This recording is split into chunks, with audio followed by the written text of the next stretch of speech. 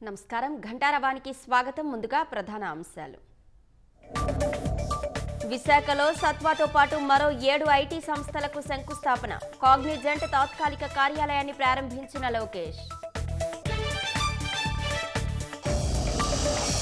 అల్లూరి జిల్లా బస్సు ప్రమాదంలో 9 మంది దుర్మరణం. క్షతగాత్రులకు ఆసుపత్రిలో కొనసాగుతున్న చికిత్స.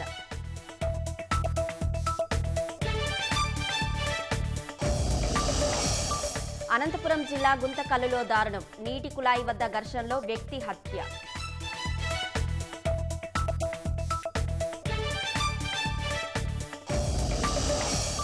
గుంటూరు జిల్లా తాడేపల్లి సీతానగరం వద్ద లారీ బీభత్సం. ఇళ్లలోకి దూసుకెళ్లడంతో సామాన్లు ధ్వంసం.